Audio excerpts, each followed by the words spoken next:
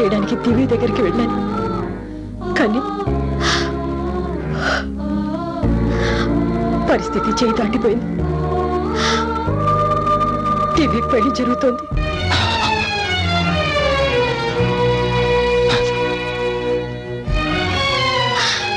వేణు వేణు వేణు, భయపడకమ్మా. మిమ్మల్ని వదిలిపెట్టి ఎక్కడికి వెళ్ళాం. మీ మధ్య ఉంటాను. మీరు చేసిన ద్రోహం తలుచుకుంటూ, చావాలేక బతుకుతూ, మీ మధ్య తిరుగుతూ నేను మీ ముందే పతనమైపోవాలి. ప్రతి క్షణం నేను అనుభవించిన నరకం మీరు చూడాలి. అదే నేను మీకు వేసే శిక్ష.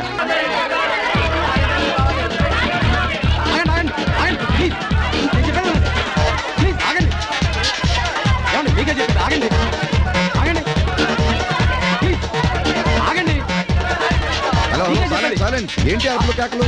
ఇదేంటి ఇల్లు అసెంబ్లీ హాల్? ఇది ఇల్లే సార్, కానీ మేము ప్రెస్ వాళ్ళం. మీ ఇంటర్వ్యూ కావాలి sir. No no no no no, నేను ఈ ఇంటర్వ్యూలకు చాలా దూరమని మీకు తెలుసు అనుకుంటాను. తెలుసు సార్. మంత్రిగా మీరు మీ ప్రభుత్వం అమలు చేస్తున్న విధానాల గురించి ప్రజలకు తెలియాలంటే ఇలాంటి ప్రెస్ మీట్లు అవసరం సార్. మీకు పెళ్ళయిందా? అయింది సార్. మీరు మీ పెళ్ళాన్ని బాగా చూసుకుంటున్నారా? బాగానే చూసుకుంటానండి. మరి ఈ విషయాన్ని ఒక ప్రెస్ మీట్ పెట్టి మీ కాలిన వాళ్ళందరికీ చెప్పారా? అదేంటి సార్, పెళ్ళాన్ని బాగా చూసుకోవటం మొగుడుగా నా బాధ్యత. దీనికి ప్రెస్ మీట్ ఎందుకండి? అవసరం లేదు. అలాగే ప్రజల్ని బాగా చూసుకోవడం మంత్రిగా నా బాధ్యత. మరి దీనికి ప్రెస్ మీట్ ఎందుకు? అది కాదు సార్, మీ ఇన్నర్ ఫీలింగ్స్ ఇంటర్వ్యూలో చెప్పడం వల్ల ఓటర్ల అభిప్రాయాన్ని మా పత్రికలు మార్చగలవు. అలాగా? మీ పేపర్ సర్క్యులేషన్ ఎంతమ్మా? 1,00,000. మీది? 2 లక్షలు. మీది? 3 లక్షలు. మీది? 4 lakhs. చాలు చాలు చాలు. 7 కోట్ల ఆంధ్రుల్లో సంతకాలు చేయడం వచ్చిన వాళ్ళు 3 కోట్ల మంది. అందులో పేపర్ చదివే వాళ్ళు 1 కోటి మంది. అందులో ఫ్రంట్ పేజ్ పక్కన పెట్టి చివరి పేజీల్లో తెండూల్కర్ సెంచరీ కొట్టాడా, గంగూలీ ఎవరితో తిరుగుతున్నాడు, ఎవరు మ్యాచ్ ఫిక్సింగ్ చేసి దేశాన్ని అమ్మారు అని చదివేసి పేపర్ మడత పెట్టేసే వాళ్ళు సగం మంది. మిగిలిన వాళ్లలో సగం మంది ఓటు వేయరు. మిగతా సగం మంది ఓటు వేయడానికి పేపర్ చదువురు. మళ్ళీ ఎందుకమ్మా ఇంటర్వ్యూలు? సరే సార్, మీరు ఇంటర్వ్యూ ఇవ్వద్దు, కానీ ఒకే ఒక్క ప్రశ్నకు సమాధానం చెప్తారా? అడగండి. మీ ప్రభుత్వం అవినీతి ఆరోపణలు ఎదుర్కొంటుంది కదా, వచ్చే ఎన్నికల్లో మీ పార్టీ మళ్ళీ అధికారంలోకి వస్తుందంటారా? దేనికైనా టైం బాగుండాలమ్మా. గత 20 ఏళ్లుగా కర్ణాటక, తమిళనాడు రాష్ట్రాల చీఫ్ మినిస్టర్స్ మారారు. కానీ 2 రాష్ట్రాలని గడగడలాడిస్తూ బెదిరిస్తున్న వీరప్పన్ మారాడా? 300 మంది ఎమ్మెల్యేలు చీఫ్ మినిస్టర్ని మార్చారు. కానీ 25,000 మంది పోలీసులు వీరప్పన్ పొజిషన్ మార్చారా? టైం. అక్కడ ప్రభుత్వానికి గుడ్ టైం, వీరప్పనికి బ్యాడ్ టైం. టైం బాగుంటే కొన్ని కోణాల్లో కుంభకోణాలే ప్లస్ అవుతాయి. మీరు సార్ సార్, రేపు ఆగస్టు 15 కదా సార్, మీ చేత జంక్షన్ లో జెండా ఎగరించాలని వచ్చారు సార్. ఓ, నేను జెండా ఎగరేయాలా? అవును సార్. Idiot! నాకు ఈ ప్రెస్ మీట్లే కాదు, జెండా వందనాలన్న ఇష్టం లేదని వాళ్ళకి చెప్పొచ్చు కదా. అదిగా ప్లీజ్ సార్, అసలు జెండా అంటే 3 రంగుల గుడ్డ ముక్క కాదు, మన దేశ గౌరవం, ప్రతిష్ట. ఏ దేశభక్తుడో, స్వతంత్ర సమర యోధుడు ఎగరవేస్తే అది హిమాలయాలంత ఎత్తున ఎగురుతుంది. నాలాంటి రాజకీయ నాయకులు ఎగరవేస్తే అది ఎలక్ట్రిక్ పోలంత ఎత్తుకు ఎగిరి ఆగిపోతుంది. జాతీయ జెండా రెపరెపలాడాలి గాని మా చేతుల్లో పడి లబలబలాడకూడదు. Sir, you are really great. జెండా వందనం గురించి ఇంతగా ఆలోచించిన మీరు నిజంగా మాకు ఇంటర్వ్యూ ఇవ్వకపోయినా పర్వాలేదు సార్. సార్ మీకు phone. Excuse me please. Hello, చెప్పండి కామేశ్వరరావు గారు. వాట్? నా కూతురు నా మీద దావా వేసిందా?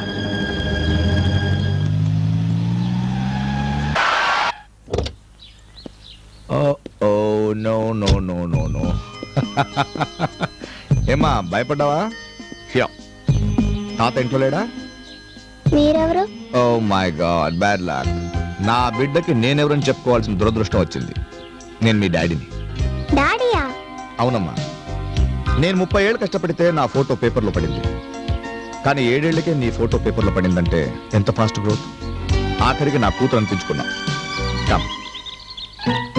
ఏంటమ్మా అంత దూరంగా ఉన్నావు? ఇన్ని రోజులు ఎక్కడికి వెళ్ళారు? అబ్బా, నీలో కూడా ప్రతిపక్షం ప్రవేశించింది. చూడమ్మా, ఇన్నాళ్ళు నువ్వు నీ అమ్మ దగ్గర సుఖంగా ఉన్నావనుకున్నాను. కానీ అది నన్ను వదిలేసినట్టు నిన్ను కూడా వదిలేసిందని ఈ రోజే తెలిసింది. అందుకే నిన్ను నాతో పాటు తీసుకెళ్దామని వచ్చాను. నేను రాను, నాకు అమ్మ కూడా కావాలి. ఇక నుంచి అమ్మైనా నానైనా నేనే కదా. ఆ మాట తాతయ్య కూడా చెప్పారు. మీకు నేను కావాలంటే అమ్మతో కలిసి రండి. ఓ మై గాడ్, ఓటు ఉన్నవాడిని కన్విన్స్ చేయడం మనకు తెలుసు. ఈ పసి పిల్లలకి ఏం చెప్పాలి, ఎలా కన్విన్స్ చేయాలి?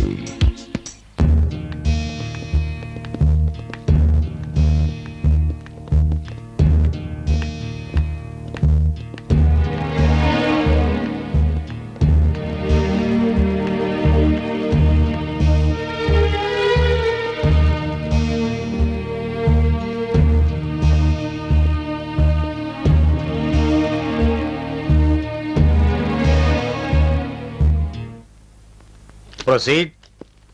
మిస్టర్ అమర్నాథ్, ప్రస్తుతం మీరు మంత్రి హోదాలో ఉన్నారు కదా. అవును. ఎంతో మంది ప్రజలకు న్యాయం చేయగలిగే పొజిషన్లో ఉన్న మీరు మీ కన్నబిడ్డను వదిలి వెళ్లడం అన్యాయం అనిపించలేదా? ఇదే ప్రశ్న 7 ఏళ్ల నుంచి నన్ను వేధిస్తోంది. నా భార్య వల్ల నాకే అన్యాయం జరిగితే ఏం చేయలేకపోయాను. ఇక కన్నబిడ్డకే న్యాయం చేయగలను. మీ భార్యకి మీరు ఎన్నాళ్ళ నుంచి దూరంగా ఉంటున్నారు? నేను దూరంగా ఉండడం ఏంటి? మేడమే నన్ను వదిలేసి 7 ఏళ్ళు అయింది. అంటే 7 ఏళ్లుగా మీరు విడిపోయి ఉంటున్నారు, అంతేనా? టు బి ప్రిసైజ్ 7 ఏళ్ళు 3 నెలలు 12 రోజులు. Please note this point your honour. Mister Amarnath, ఇన్నాళ్ళు విడిపోయి ఉన్న మీరు విడాకులు తీసుకోవాలని ఎప్పుడు అనుకోలేదా? ఏనాటికైనా పశ్చాత్తాపంతో తిరిగి నా భార్య రాకపోతుందని నేను ఎదురు చూశాను. ఎప్పటికైనా సహనం చచ్చి విడాకులు తనే అడక్కపోతాడా అని తనే ఎదురు చూసింది. కనీసం మీరు మీ బిడ్డనైనా ఎందుకు చదివలేదు? బిడ్డని తల్లిని విడదీయడం మహాపాపమని తన బిడ్డను తీసుకెళ్తుంటే కాదనలేకపోయాను. కానీ తన నన్నే కాదు, బిడ్డను కూడా వదిలేసిందని కోర్టు నోటీస్ అందేదాకా నాకు తెలీదు. మేడం, ఆయన చెప్పింది మీరు విన్నారు కదా. మరి మీరు కూడా మీ బిడ్డను వదులుకోవడానికి కారణం? తండ్రి లేని బిడ్డగా కంటే తల్లిదండ్రులు లేని బిడ్డగా ఉండడం మంచిదని వదిలేశాను. మరిప్పుడు మీ పాప మీ ఇద్దరితో కలిసి ఉండాలని కోరుకుంటోంది. కానీ ఆయనతో కలిసి కాపురం చేయాలని నాకు లేదు. దయచేసి నాకు విడాకులు ఇప్పించండి.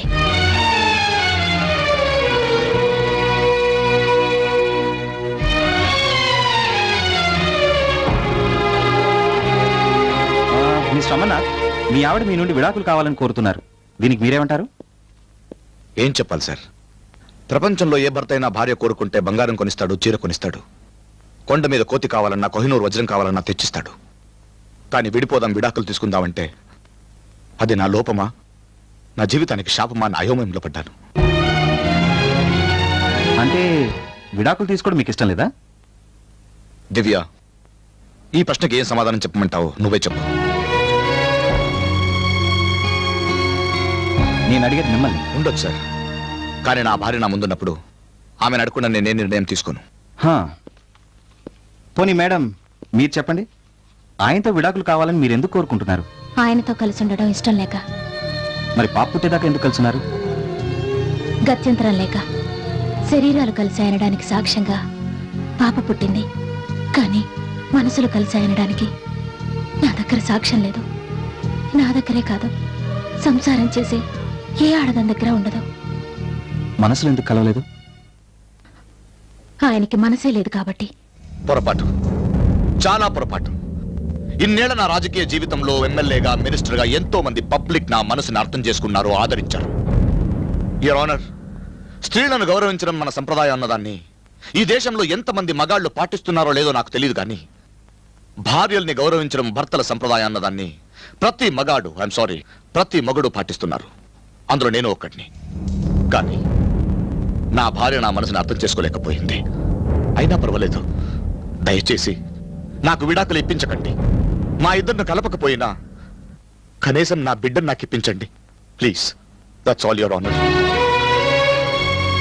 Court is adjourned for tomorrow. Excuse me sir, yeah, నాకు హెల్ప్ చేయాలి.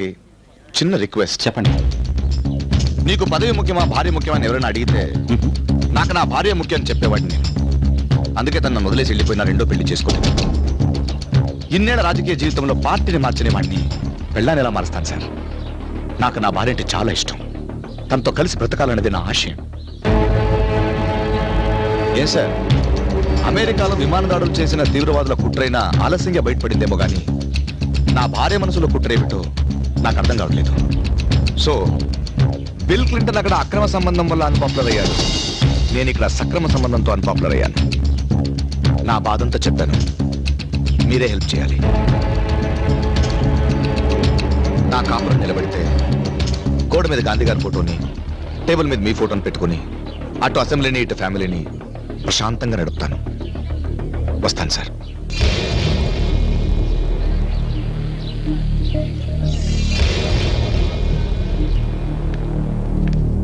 రామ్మా, నిన్ను సీక్రెట్ ప్యానెల్కి ఎందుకు పిలిపించానో తెలుసా? నన్ను నా భర్తతో కలిసి కాపురం చేయమని చెప్పడానికి. కాదు, నీ బిడ్డని ఎందుకు వదిలేశావో తెలుసుకుందామని. నా ఎక్స్పీరియన్స్ లో భార్య అంటే ఇష్టం లేని భర్తను చూశాను, భర్త అంటే ఇష్టం లేని భార్యని చూశాను. కానీ బిడ్డంటే ఇష్టం లేని తల్లిని మాత్రం నిన్నే చూస్తున్నాను. చూడమ్మా, నన్ను న్యాయమూర్తిగా కాదు, నీ శ్రేయోభిలాషిగా భావించి నువ్వెందుకిలా ప్రవర్తించాల్సి వచ్చిందో కారణం చెప్పు. దాన్ని బట్టి తీర్పుంటుంది. నా డెలివరీ టైంలో నా దగ్గర ఉండడానికి మీకు టైం ఉంటుందో ఉండదో అనుకున్నాను. నీ డెలివరీ టైంలో నీతోనే ఉంటాను, లేదా నేను ఉన్నప్పుడు నీ డెలివరీ అయ్యేటట్టు చేస్తాను. ఓకేనా?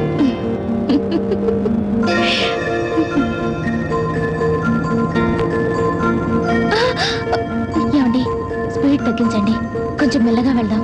ఆ, లక్షలు పోసి కారు కొనేది స్పీడ్ గా వెళ్ళడానికి.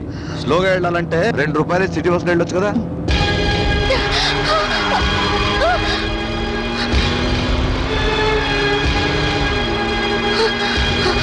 మనం వెళ్ళాల్సింది అటు కదా, ఈ పక్కగా వెళ్తున్నానండి. తప్పట్లేదు, పక్కకి వెళ్ళొద్దు మామ అంటే నా మాట వినకుండా పక్కకి వెళ్ళాడు. రూట్ మారితే ప్లేట్ మారుతుందని నేను హెచ్చరించిన నన్ను రాంగ్ రూట్ పంపించాను. ఏంటండి మీరు అనేది? పోస్ట్ నన్ను నామినేట్ చేయమని మీ నాన్న అడిగితే సద్దాం హుసేన్ పేరు నన్ను చూశాడు. సద్దాం హుసేన్ తన అల్లుడిని చంపేశాడని మీ నాన్నకి నేను భయపడాలా?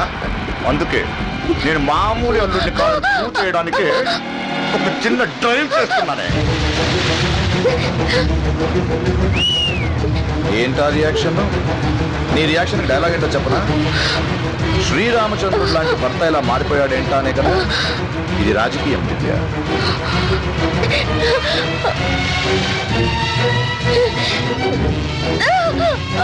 ఏంటి దివ్య, నొప్పులు మొదలయ్యా? త్వరగా వెళ్దామా?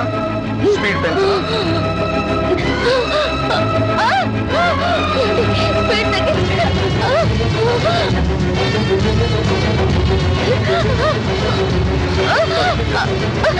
మీ నాన్న అల్లుంటే రాజమార్గంలో వెళ్ళమన్నారు కానీ కబ్జా మార్గంలో వెళ్ళమంటున్నాడు. మామ నేను ఎంత అరిచినా కావాలని చెవులు మూసుకున్నాను. నాన్న నువ్వు అరిస్తే కానీ దండలాంటి వాడికి ఉంటే కరగదేమో.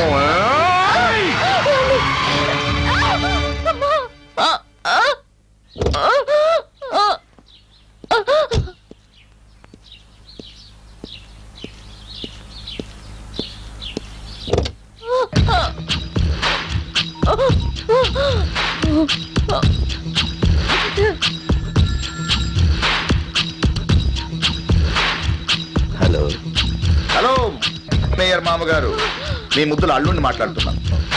అడగకుండానే అన్ని ఇస్తారని మీ కూతురు మెళ్ళలో తాళి కట్టాను.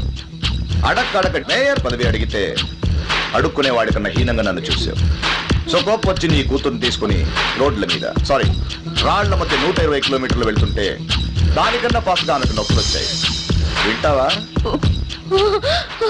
హలో అమ్మా,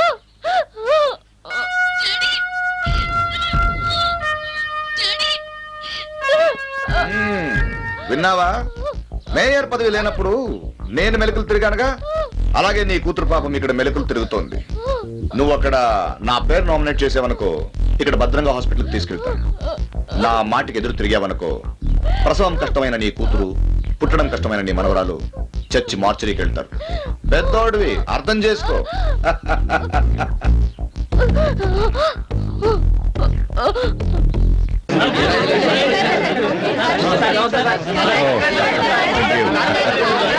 Thank you.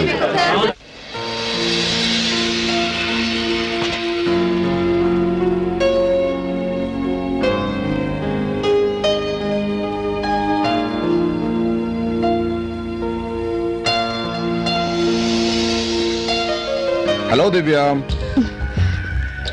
Good evening. కదలొద్దు, ఇప్పుడే ఆపరేషన్ అయింది. కానీ మంచి టైంలో ప్రసవించావు. పాప పుట్టింది, నాకు పదవి వచ్చింది. ఆ మూతతో మూతు ఏంటి పాపలో ఒక్క పోలిక కూడా నాది లేదే. It's okay. బై బై, తల్లైన ఈ శుభ సందర్భంలో నా శుభాకాంక్షలు.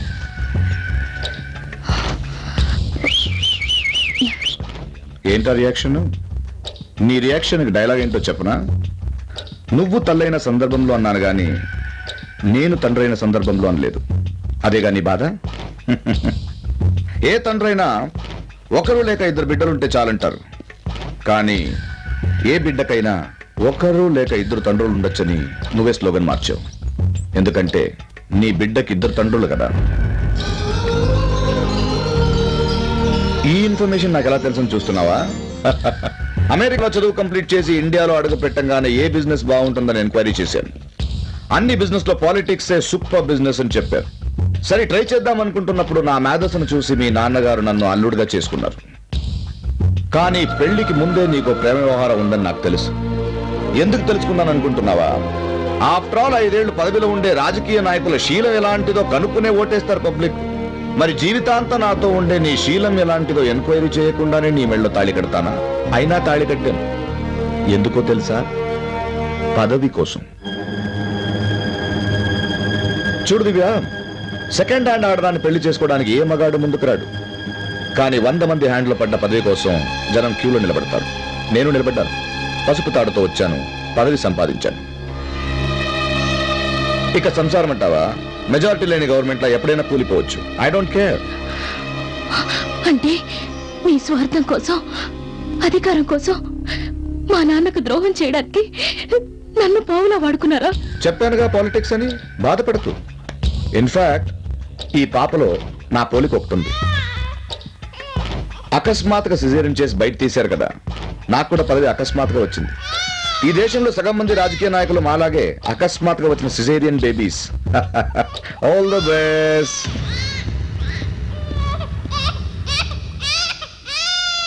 ఏంటా ఏడుపు? ఏడ్చి కమిట్ చేద్దాం అనుకున్నావా? రాజకీయ నాయకుడు కమిట్ అయ్యేది సెంటిమెంట్ కాదమ్మా, సెటిల్మెంట్ కి. ఏంటా రియాక్షన్? ఆ రియాక్షన్ డైలాగ్ ఏంటో చెప్పనా? ఎగరలేను గాని లేకపోతే ఎగురు తందామనుకుంటున్నానే కాదు. ఓయ్ బాబోయ్. అరే మామయ్య గారు ఎప్పుడొచ్చారు? ఇప్పుడైనా ఇంతకు ముందేనా? మీరు ఇంకా పాపం చూడలేదుగా? మీ కూతురులో అందంగా ఉంది. మీరు వెంటనే చూసి వచ్చేయండి. ఎందుకంటే ఎక్కువసేపు నా భార్యని ఇబ్బంది పెడితే ఆమె హెల్త్ వీక్ అవుతుంది. ప్లీజ్. ఏంటా రియాక్షన్? నీ రియాక్షన్ డైలాగ్ ఏంటో చెప్పనా? లోపల నా